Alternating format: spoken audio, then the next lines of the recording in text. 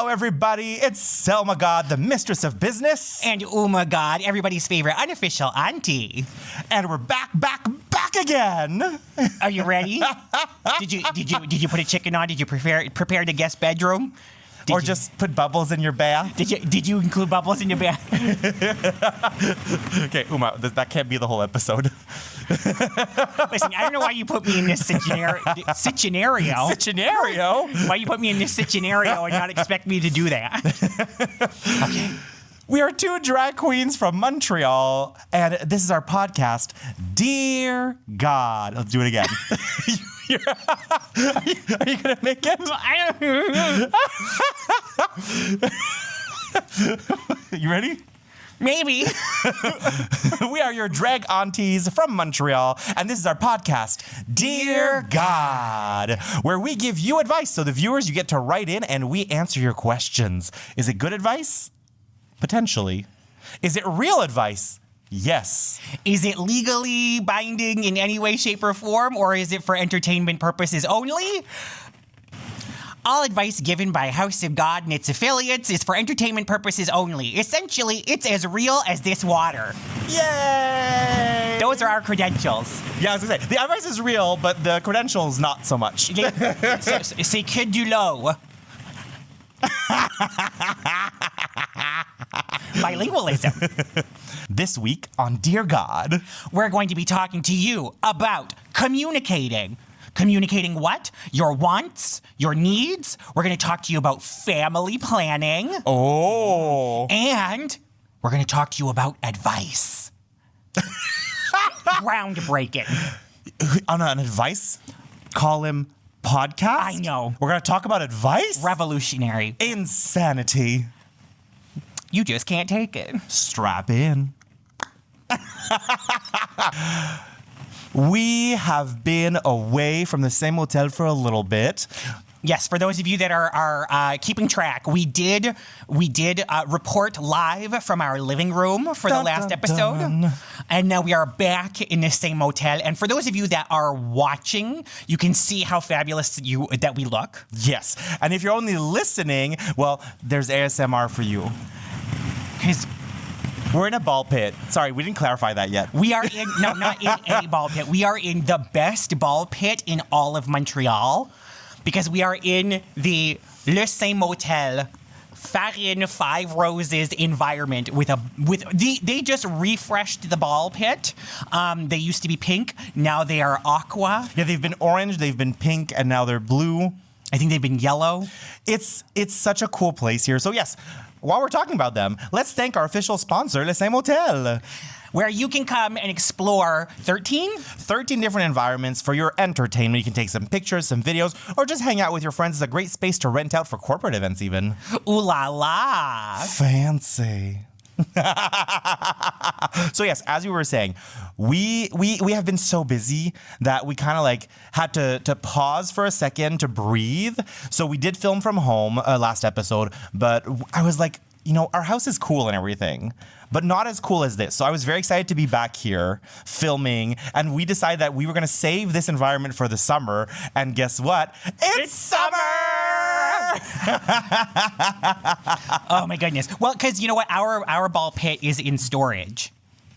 Yes. And actually, my parents might have gotten rid of it by now because they were kind enough to house some of my preschool teacher shenanigans and tools and all that stuff. But I think at some point they were like, "You're a full-time, part-time lady now. I don't think that you need a ball pit anymore." Well, guess what, Mom? And also, this is not like, oh, you've been full-time since Drag Race. No, you've been full-time for what, 7 years now? Oh, don't ask me to do that.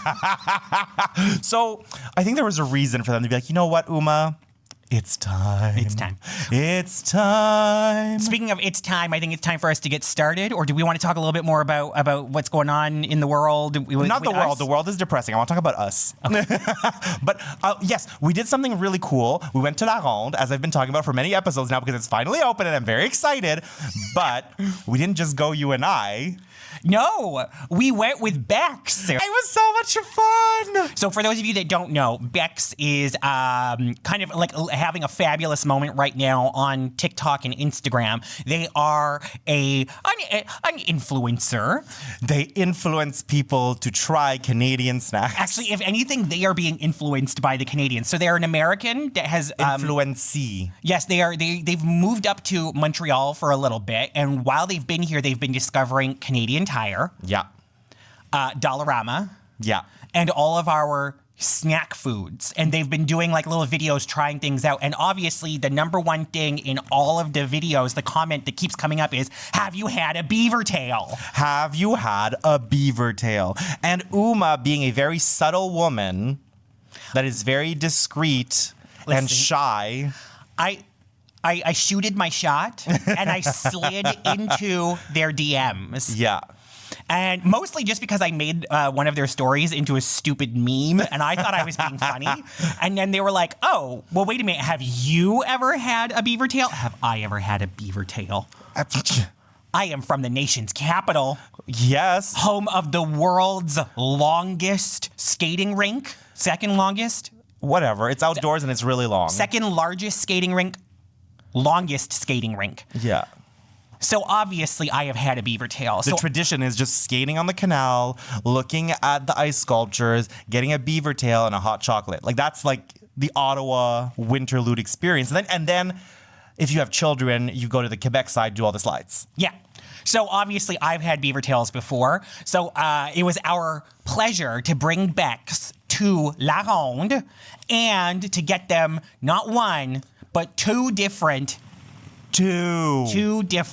beaver tails. So we got the classic Killaloo Sunrise, and we got the triple trip, which has Nutella and peanut butter drizzle and Reese's Pieces on it. So if you want to check that out, they've posted a video. We've got another one coming up where I might have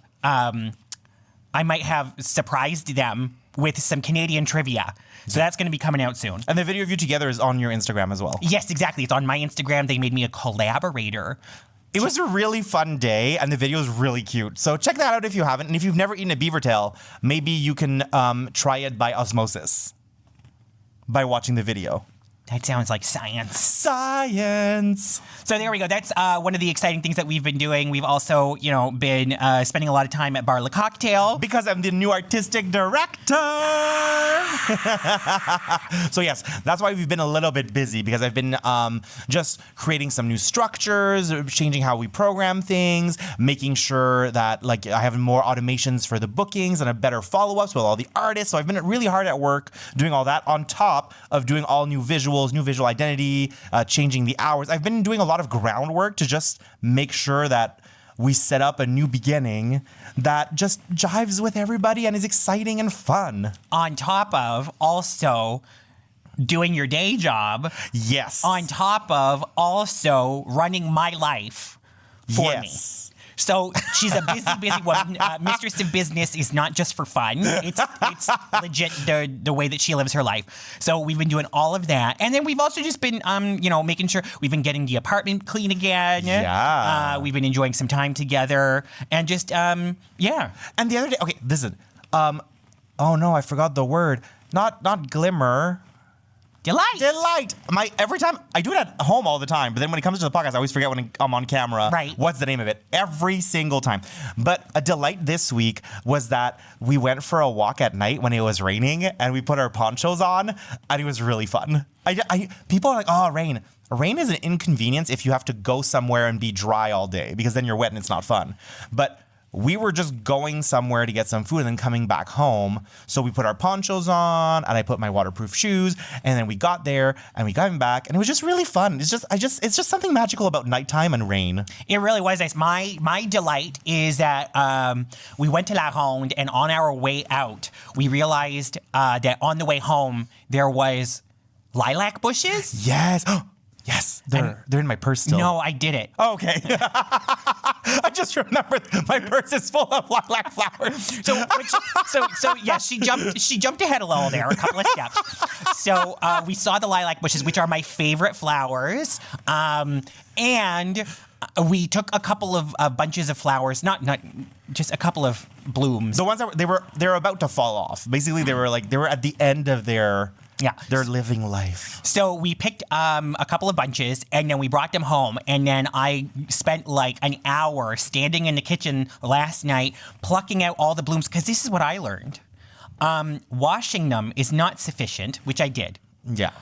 You also have to pluck all of the blooms off individually and make sure that there's no green parts attached to the bloom anymore. Oh. Because apparently that's bitter, because I wanted to make lilac sugar. But in my head, I'm kind of sitting there going, bitch, it's sugar. Yeah, if it's a little bit bitter. Well, it's good. No, it could taste like medicine. Flowers and bitter with sugar could taste like cough syrup. So it was good that you invested the time. So I did invest the time. I did do it. So I did that. And at one point, your mom walked into the kitchen, and I think she kind of like just sidled up to me because she was like, what is happening? But she knows not to ask too many questions, because in our apartment, anything's possible. Everything's possible. So we hope that you had some great delights. And if you did and you want to share, put them in the comments. Yes, let us know what your delights are. Even if we're not like, listen, you don't have to like, you don't have to think that you don't know what's going on. You're not going to care. Tell us. It's fun. We want to know. So go in the comments if you're on the YouTube, or you can leave us a review and put a little story in your delight for the week in the reviews wherever you're listening to your podcast. Because yes, it is a video and audio treasure for you. Excellent. And before we get launched into the first question of the day, I would like to remind our viewers, if you would like to ask your questions and potentially be featured in the podcast, it is anonymous to ask your questions. You go onto our website, houseofgod.com, House of God, G-A-HD, like her divinity. Or hot dog. Like, that's your favorite. It is my favorite because it's delicious. So you can send us your anonymous questions there. And listen, folks, we love the thinky thoughts, but we are also birthday clowns made of couch cushions. And so we can also do with a little bit of silliness. So if you want to ask us a silly question, if you want to send us your most embarrassing moment and ask us, like, what would you have done? Or if you want to ask us questions, that's also fine. We could do it if you want us to answer some questions, because we have people ask us about our favorite desserts before, our favorite snacks, tips for traveling. So it doesn't have to be advice necessarily. It can also just be like some fun questions that you have, or some things you want to know about our lives. I think we don't tell you enough. So, yes, it's all there. You can send us anything. We've already answered, why is the sky blue? What's the craziest thing that's happened to you while you've been in drag? Last episode, we gave you some travel tips. So if you want to check that out, travel tips, how to travel with all your makeup for drag. So there you go. So you can ask us anything. I always say this to everyone. You can ask us absolutely anything, and I will always answer, unless I don't want to. There we go. Ta-da! All right. So that being said, let's jump right in. Let's dive in. Let's do a deep dive. With that said, let's deep dive. Do a deep dive. It's all of my favorite podcasting sentences. Uma prepared some fabulous questions. I mean, by prepared, I mean she curated the episode. So I have no idea what the questions are today, and I'm very excited to find out. This first question, listen, someone said, advice? Absolutely. Okay. They want to know, dear God, what advice would you give on communicating more effectively? I'm out. I'm done. I've got nothing to say. No. Dear God, what advice would you give on communicating more effectively, especially when it comes to actually understanding your own needs first? I feel like a lot of the struggle isn't just saying things clearly, but even figuring out what you're trying to say in the first place. Okay, so I feel like this might not be about communication per se, but more about getting your own thoughts organized and your own feelings in line. Which is part of communication. I just want to point out, before we really get into it, can we appreciate that this person is like, how do we communicate? And then communicates in the most effective way imaginable. They've posed the question, provided nuance, and then reposed the question to clarify. Yep. To make sure. You don't need our help. Well, actually, I think they do, but not on the communication aspect. I think from the way they worded that question, They understand the principle of communication. They understand how to communicate clearly. What they don't understand is how to communicate what they have in their head and their heart. And I think that's something a lot of people struggle with. You don't know what that's like. I don't know what that's like. So you're going to go first, I think. And then I am going to offer my advice, which will be succinct and thoughtful and groundbreaking, revolutionary. All that stuff. Never seen before. Club, another club. Limo, plane, ball pit, another club. So I think my advice here for you would be that you need to be honest with yourself. I think that's the biggest thing a lot of us do, is that we have a hard time being honest with ourselves. And then when we are being honest with ourselves, we doubt ourselves. Oh, well, I shouldn't say that, or maybe that'll upset somebody, or, well, what if they think this, and what if that, and what, and we start going in circles, and, well, I say we, I don't. No, not me. People. No, people know me. They've watched the podcast, and if they haven't, they'll get real quick what I'm talking about. I am very decisive. I don't hesitate. So it's kind of like, I'm just telling you what works for me here. And if it doesn't work for you, that's fine, but give it a shot, because this is how I operate in my life, and it's very low stress. I think the key thing that I heard from the question here is that you don't know how to communicate what you actually think or want, or get your thoughts in order. So two things can be happening here. Either the people that you're communicating with are bulldozing the conversation. They're people that like just talk nonstop, talk really fast, or are really emotional, and you don't feel like you have the time to gather your thoughts, process what's happening, and then come up with a response that's complete. And if that's happening, you can just literally tell people like, hey, can you slow down for 1 second? I just need to like think about this, and then I have something to say, but just give me 1 second, please. Like literally tell people like, whoa, slow down. So she's doing a really good job of making it seem like she's thinking of this off the top of her head for no reason, as if she's not talking about me. For those of you at home that might be wondering, wow, how did she come up with this scenario so fast? Let me tell you, because she lives with it. Listen, I wasn't going to throw you under the ball pit. You decided to do that on your own. But yes. And it's not necessarily ill-intentioned. No. It's just that you're someone that's very like alive and present and excited and exuberant. And like I can be too, but sometimes I just have to tell you like, whoa, give me a second. I have something to say about the thing you said 5 minutes ago that I didn't get to process yet. But you just have to tell the person that. I think we have to stop being afraid of telling people like, whoa, give me a second, please. That's the first thing. The second thing is you need to stop doubting yourself so much. You're allowed to feel the things you're feeling. You're allowed to say the things you want to say. And the other people are allowed not to like it.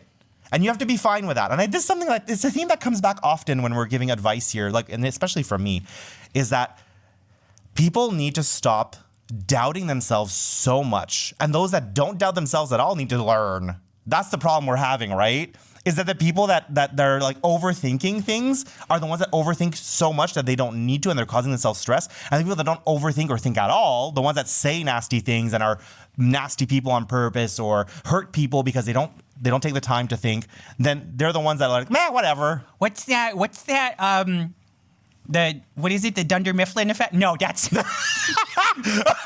no. That is a whole other TV show. But actually, you know what? It is apt because it's the Dunning-Kruger effect. But the guy at the Dunder Mifflin, he has it, where people who know less about something are more certain that they know the most or whatever. Like I kind of feel like that's kind of it influences the way that a lot of people.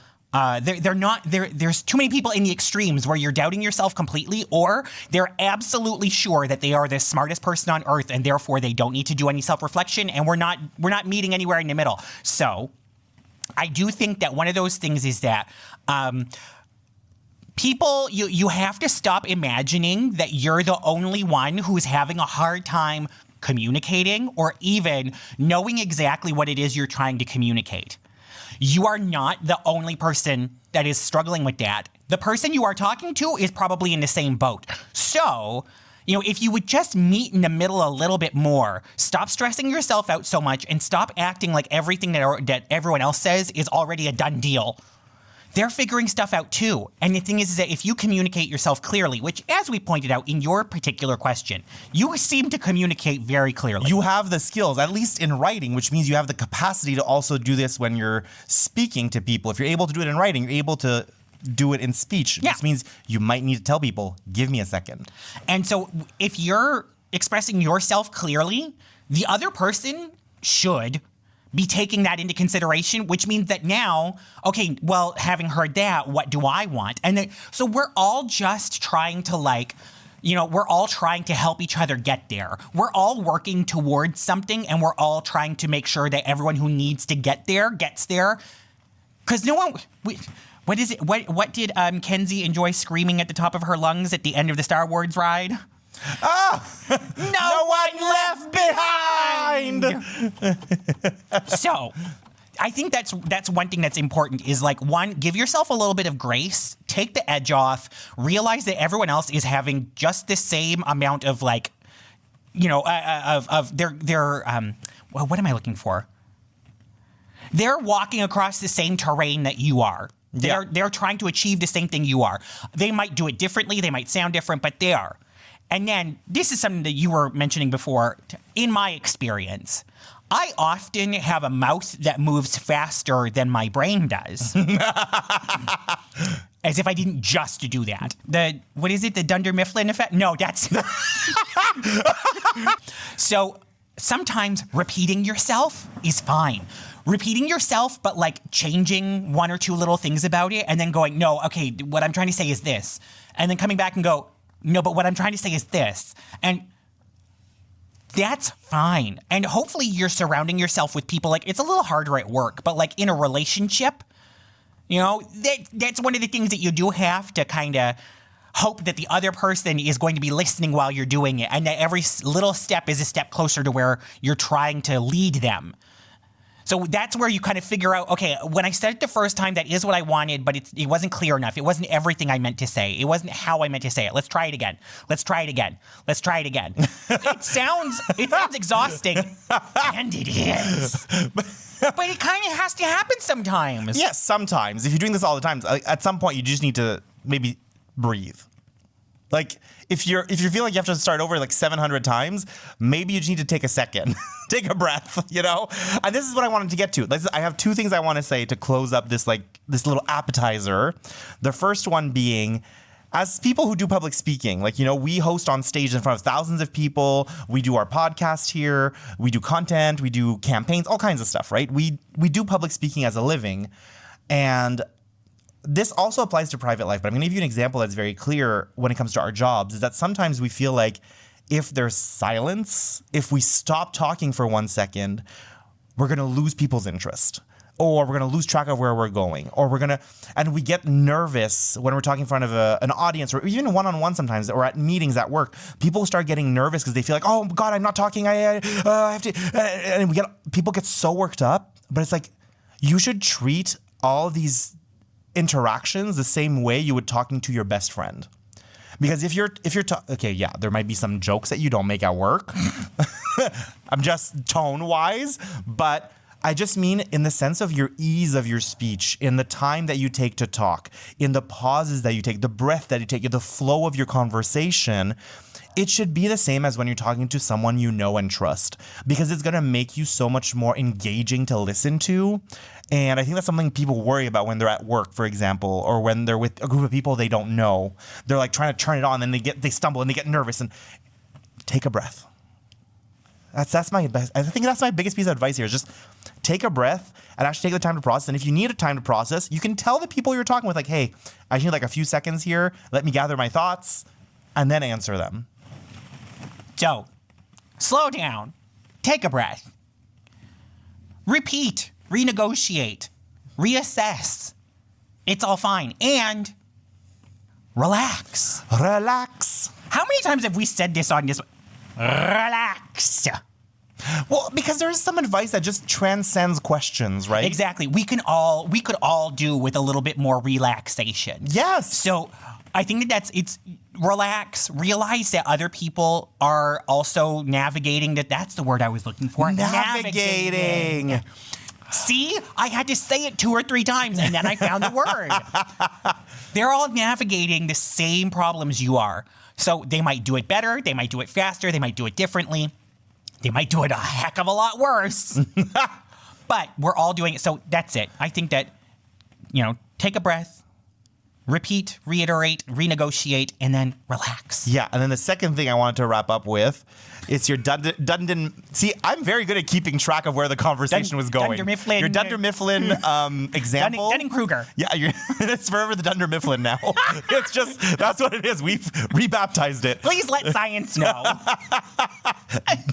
This is it from now on. Just people that don't understand what we were talking about, maybe to give them a real example, is all the people that come onto the profile of people from Drag Race and tell them how they should be doing drag as people who have never done drag before, been on a TV show about drag, or been in front of thousands of people being judged, being watched, and having to spend their life and their joy and their energy to offer something up, and then have a bunch of random strangers yelling at you on the internet, pretending they know better than you. That's a perfect example of it. Exactly. Because those people feel like they know everything about drag. You cannot tell them that they are wrong. I'm like, baby, when's the last time you did a show in front of thousands of people and got paid for it? Let's talk then. When was the last time Brad Goreski looked at you in a way that made you want to jump off a cliff? Yeah, you bowl of citrus. The man was wearing head-to-toe lime green. He was wearing head-to-toe lime green while telling me not to be dressed as a bowl of citrus. It was beautiful because you completed each other. Aww. You were complimentary. If only he saw it that way. Anyways, moving on. Moving on to our main course. All right, here we go. Okay, so this one is a little bit longer. So, but it's got a lot of important things to say. Dear God, I'm a woman in my 30s living in a very traditional community where marriage and children are seen as the expected path. People constantly ask me questions like, when are you getting married? Or when are you having kids? When I say that I'm not interested in marriage or parenthood, people often react with confusion or try to convince me that I'll change my mind or regret it someday. I also have siblings that are married and have children, and I feel like people look at them and at me and think, what happened? Where did we go wrong with this one? What's the best way to respond to these kinds of comments without feeling pressured to defend myself? And how do I stop internalizing the idea that there's something wrong with me and maybe they're right? Also, we got this question twice from 2 different people. So this same exact scenario, but difficulty level impossible. We're going to add on that sometimes people are lesbians. Okay. So we got this from what I assume is possibly a straight person. I'm not sure. We don't know. We just know that one person specified that they are a lesbian. So there's like a whole other level to that. Yeah. Okay. So let's get into it. I have a lot of thoughts about this. I have a lot of opinions about this. I'm going to tell you right now, the main thing is stop caring. Who gives a what these people think? Like, honestly, I am so sick and tired of placating people. I just don't care anymore. And you shouldn't care either, because these people, it's not their life. And if they have anything to say, they can go take a walk. Okay? Because honestly, take a long walk off a short pier. Yeah. And maybe the freshness of the water will wake them up. Ugh! Splash! Because look, I'm just gonna, like, this, it really makes me so angry that people feel pressure. And this is obviously a queer person. There's an extra added layer. We'll talk about that a little bit later. But I just want to, the blanket statement at the top of here, it's not your life. Stop telling people what they should do with theirs, unless they're trying to do it with you and you don't feel like it. Like,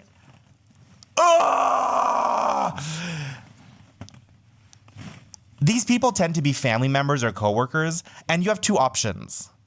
You can either be sassy like me, or you could be a respectful person that cares about other people's feelings. And the first option is to either respond to people with ridiculous answers, like something like, I can't think about it since the accident. And then you never elaborate.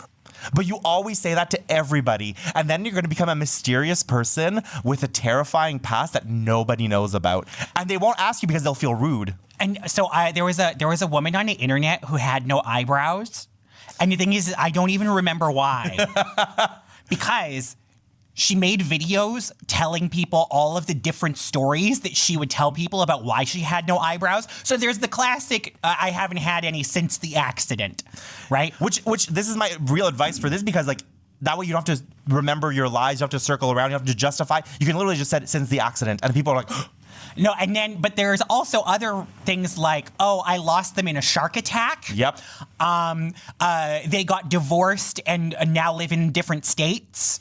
I don't believe in eyebrows scientifically. Yep. You know, like you can say some really dumb stuff. And that was exactly it. So you can say, if you want to stay mysterious and don't have to do follow-ups, you say something like, oh, since the accident, I don't really want to talk about it. And people will never ask you again because they'll feel awful. And that's on them for being nosy in the first place.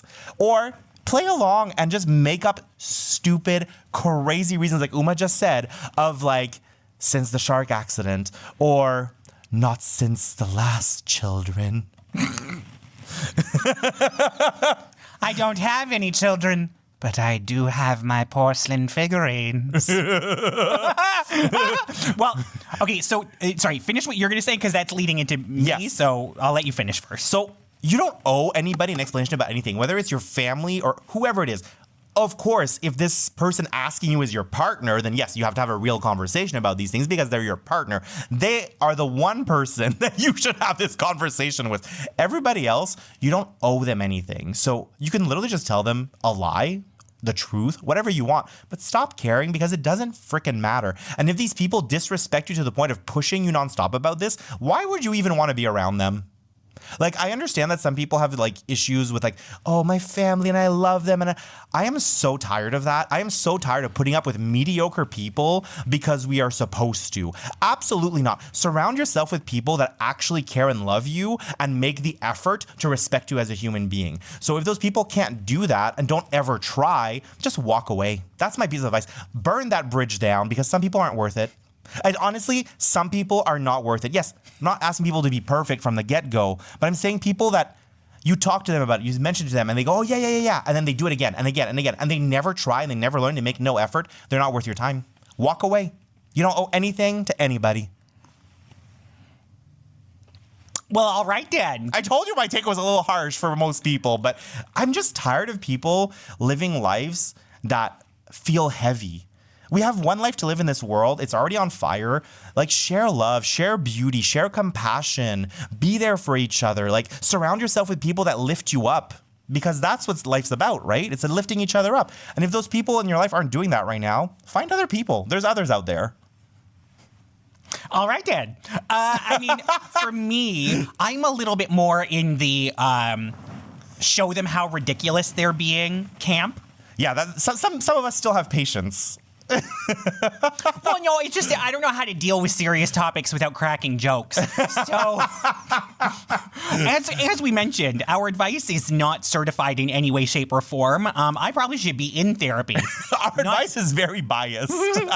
So, I personally, every time someone tries to bring it up, I would just kind of like tell them, oh, no. I don't want children. Last night, I stayed up until 3 a.m. rhinestoning a wig. Or, oh, no. I'm fine without children. I get to go on vacation. Oh, I'm fine with it. Just keep reminding, because if they keep reminding you about how sad your life must be without children, remind them how different their life would be if they didn't have children. Because having children is beautiful and it's wonderful and it makes so many people so happy. It's very fulfilling for plenty of people. Exactly. But you can also remind them, like, my life is fulfilling without, oh, I'm sorry. No, I don't have children because I'm taking an art class.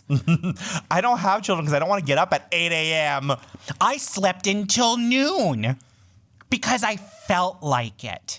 You know, like, you can remind them of those things. And when they see that you're being a little snotty about it, you know, hopefully they'll catch on like, oh, well, this is not a conversation I want to keep having because you're going to be you're going to make them feel the way that they've made you feel. And I know that that's not, we shouldn't always an eye for an eye, these situations, but this one, this is not, you're not harming somebody. You're just making them uncomfortable the way they've been making you uncomfortable. If they can't handle that, they shouldn't have freaking asked you in the first place. Exactly. So, I mean, like, my scenario would just be to be like, you can do it in a very snotty, snarky kind of way if you're feeling sassy. But if you want, you can also just be honest about, like, well, no, I'm not having kids right now, possibly ever, and then tell them about the great things that you've been doing. Oh, did you want to talk about the rehearsals that I've been doing for my show? Do you want to talk about my new promotion? Do you want to talk about... You can just show them, like, my life is full and meaningful. And even if it's not full, as long as you're happy. Exactly. So, like, I think that would be my approach. Yeah. I do want to say that for the person that specifically was saying, like, I'm a lesbian, and so, like, when people find out, they still, like, pressure you about this. We talked a little bit about this in the episode where we were talking about someone who is bisexual, yes, but was in a straight presenting, I'm using air quotes, relationship, where, like, queer people, we know that our destiny doesn't always look like what everyone else's does. And the thing is that everyone could live in our world. Everyone could live in a world where, like, you don't have to feel pressured to have children. Freedom of expectations. Like, you can have multiple partners. You can have open relationships. You can be single until you're 45. You can never get married. Like, queer relationships have to be renegotiated with society at all times because we're queer. Everyone could live in that flexibility and, in my opinion, that joy. Yep. But we do know that, we do have to manage those expectations that society does have for us, and I hate that. But I want to tell you about what happened to me. What happened to you, Uma? Well, I am forgetting what I was trying to say. Right. So, as we were saying in the last question, sometimes you just need to take a moment. Take a moment. So, I often will share stories, not because I'm trying to, like, rub it in, but to remind people, like, sometimes there is a little bit of hope. You might just, unfortunately, be, like, so scared that you're keeping yourself from the freedom that you're looking for. When I was growing up, when I graduated high school, I was voted most likely to get married and have 7 children. And I wanted that. I wanted to have so many kids. Then our life took off the way that it did, and 7 children was not feasible. I was a preschool teacher instead, and so I got to have my moment with children because I love kids. I think that they're wonderful, and so I got to live out that part of my life that way. And then I still kind of always felt bad because my sister, I remember having a conversation with her in middle school where she said, I'm never going to have children. The idea of being pregnant is, she basically said, like, the idea of being pregnant is like repulsive to her. Not on anyone else, but, like, to her. She was herself, like, for herself. And she was like, and also, like, I don't know what to do with children. And to this day, that is still true. And so there was a part of me that felt bad because I was like, oh man, my parents had kids and then neither of us is planning on, like, carrying on the family name or whatever. Yeah. And one year at New Year's Day brunch at my gay uncle's condo with my parents and my grandmother and the whole, like, it was very gay. But I was talking to my grandmother and I said, I feel bad. I'm worried that, like, mom and dad feel like they're missing out on being grandparents. And my mother overheard and she said to me, oh, no. We didn't have children to have grandchildren. We had children because we wanted children. And we had them, and we love you, and we're proud of you. So you don't need to worry about that. So, like, sometimes we're worried that people really want that from us, but sometimes if you just lay you put that line in the sand and you tell them, I'm not getting married. I'm not going to have kids. I don't want it. they might feel like the line in the sand is clear now, and we say, oh, we can stop asking. It's not always going to be that easy. No. But I'm saying it's worth pushing. It's worth saying no. Yeah. And you can tell them, if one day I change my mind, then I know that I will be able to tell you, and we will all be thrilled, and we will go dancing in the streets, and you will throw me the most beautiful baby shower imaginable. And until then, I'm just going to keep having a great time doing what I'm doing and being there for you. I'm going to be there when you my sister doesn't want children, but she is hanging out with her best friend's kids all the time. But you don't even need to do that. Like, no, you don't have to. Because again, I'm just clarifying because this person's already feeling pressured to do all these things for other people. I don't want them to feel like you're telling them like, well, now you should go entertain all the other kids and make sure you're there for other people and their things. You don't have to take part of any of this. No.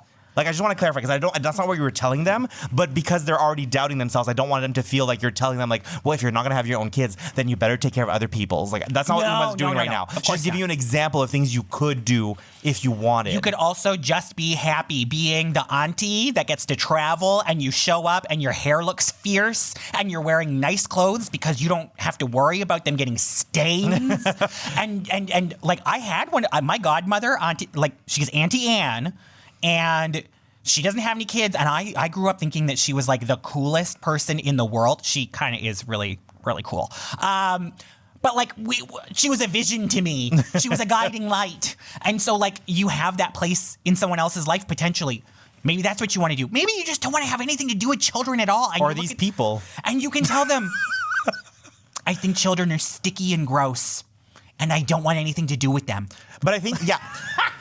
What I'm trying to say is that being clear is also an option. Yes, and I think that, to me, closes the whole discussion here is that it ties into one of our other episodes about boundaries and relationships. You need to tell these people, like, if you feel like they're constantly, I'm assuming these are your family members, people you see often, because, like, strangers telling you, for me, wouldn't bother me. It's a stranger, who cares? Strangers could just tell them, no, I'm not doing that, and then you would just stop and move on to something else because they're strangers, so I don't really value their opinion. But when it's your family and your coworkers and people you care about, and they keep asking you even though you tell them no, and they keep pressuring you, I think you need to try being more clear with your boundaries, saying, I am not going to have any, and you need to stop asking me because it's pissing me the fuck off. If you haven't told them that yet, you're not allowed to be mad at them for doing it, right? If you haven't told them, like, hey, your behavior is bothering me. Hey, you bring this up all the time is annoying me or feels disrespectful. If you don't tell them this, you don't have to be as abrasive as me about it. But if you don't tell them, you can't expect them to know that it's bothering you. They might be playful. They might think, oh, we're just going to keep asking her because it feels so important to me, so it must be important to her. But if you don't tell them it bothers you, they don't know. So maybe they're not even trying to do this to you on purpose if you haven't told them yet. I just want to say we all have a part of responsibility here. So there you go. So you can either be obtuse and just keep making up really like more and more outlandish excuses. You can be mysterious. Or you can just tell people, girl, STFU. There we go. LMFAO, LGBTQ, BBQ, ING. So, Uma, what's our dessert for today? All right, our dessert for today. Dear God, what's the best piece of advice you've ever gotten that has stuck with you through the years and really helped you? And what would be your best piece of advice for the next generation growing up? Listen, I think I just gave a bunch of advice already, but I do have one piece of advice that I can think. I can always get back to this one, so I'm ready. Do you want me to go? Yeah, you go. Okay, so you go, girl. You go. You go, Glen Coco. I'm disrobed. Okay, I'm good now. Okay. The one piece of advice for me that stuck and has really profoundly changed who I am as a person and how I work is one that's not overly complicated. Listen, if you want some advice that sticks around through the generations, watch all the episodes we've put out because I am very clear with where I stand and my opinion and tricks that I have and tips and everything. But as someone who's an A-type personality, who is very organized and likes things to be done properly and well, and I have very high standards for myself. I have high standards for other people, but never above what I know they can do. I'm a lot more lenient with others than I am with myself. I don't know how she's not a Virgo. It's insane. Well, because the Virgo would hold people to that standard no matter what. I am a lenient because I understand that not everybody's me. That's how I'm not a Virgo. I'm not nasty about it. Anyways, love Virgos. Yes, I do love Virgos, but I'm still right. The piece of advice I have is for all of those people, and actually it applies to everybody, but specifically to the A-type personalities that are overachievers and like put pressure on themselves to always be perfect. This is it. Anything worth doing is worth half-assing. Say it again. Everything worth doing, or anything worth doing, is worth half-assing. Now, the reason behind this is that if you're someone who's a perfectionist, you won't start your podcast until you have all the right cameras and the perfect sound and the perfect lighting and the perfect editing and by the time you put out your first episode, it's 17 years later and podcasts don't exist anymore. So instead, you have to... Since the accident. Exactly. Instead, you have to go, Selma. Yes, do the research, get the gear that you're missing, find a beautiful setting to do the podcast in, and if your editing isn't perfect, it's fine. Like, you have to be at peace with doing things and getting them done the best you can, and that's okay. Yes, if you're an engineer, don't do that with the building of a building. Like, you know, there's some, if you're doing open heart surgery, you can't have this philosophy. This applies to like things that don't actually have a dire consequence. This applies to anything, like whether it's you're painting your house or you're going to do on a trip or you're whatever it is. Don't wait for it to be perfect before you do it, because then you're robbing yourself of joy and experiences. Yeah, I think the one that comes up that's in a similar vein is perfection is the enemy of done. Exactly. Those two quotes for me, that's the best advice. And that's what I would hand down to everybody that is like me. Perfect. So she is the enemy of done. Dermifflin. What's your piece of advice, Uma, that stuck with you? Okay, so I was trying to think about this, and I could not, like, you know, you have like quotes that kind of like stick around in your life, like, you know, like from those books that they. Those books they made you read. No, but I used to get little books from chapters, and it would be like famous quotes and meaningful stuff. And, you know, it's not the size of the dog in the fight; it's the size of the fight in the dog. Yeah. Which I attributed to Mia Hamm. Nope, she just had a photo of it in her photo was used in a Gatorade commercial next to that quote. She didn't say it. Learned that later. So this is why I have trust issues. Gatorade. No, I'm kidding. So what's the piece of advice that stuck around? I realized that I don't ask for a lot of advice. I ask for a lot of help in life, but I don't ask for a lot of advice. And a lot of it is not like sound bitey. Until I thought about one of the people in the world that I have always said that my mission in life is to entertain this one person. This one person is a member of our broader drag family. Her name is Peaches La Paz. We love you, Peaches. We love you, Peaches. And my drag is like, if Peaches La Paz thinks that I am intelligent or thoughtful or funny, this is the only opinion that I think of. So this advice from her was really important to me. Peaches offered me this insight into the world in the middle of a performance. I was doing something that I thought was just kind of like silly and funny. And during a little dramatic pause in this moment, from the back of the audience, all I hear is, Oma, find your light.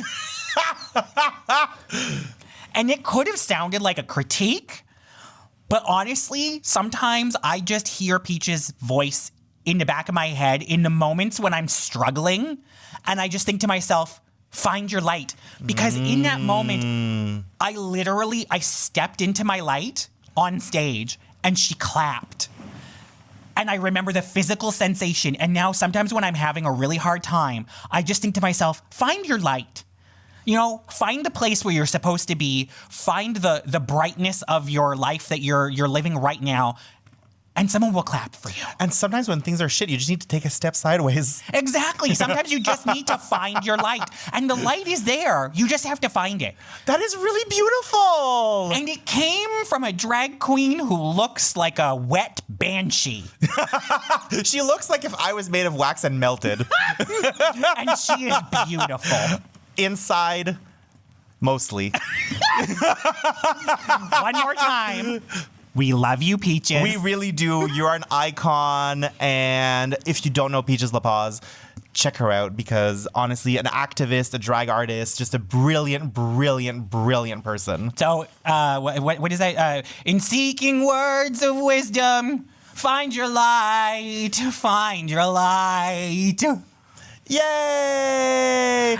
So there we go, folks. That was our 3-course meal, a little Dear God advice session from here in the ball pit at Le Saint Motel, where you can find yourself in a fabulous environment for selfies, photography, podcasts, videos, work parties, any of these incredible things that you want to do in your life, you can do it here. Nothing. That was our episode of Dear God. We hope that you found some little tidbits that stick close to your heart. Maybe you found some new advice to live your life by. Maybe you will go out there and find your light. Right? Isn't that beautiful? And scene. If you would like to submit your questions to potentially be featured in the podcast, it is fully anonymous. You can go to our website, houseofgod.com, God, G-A, HD.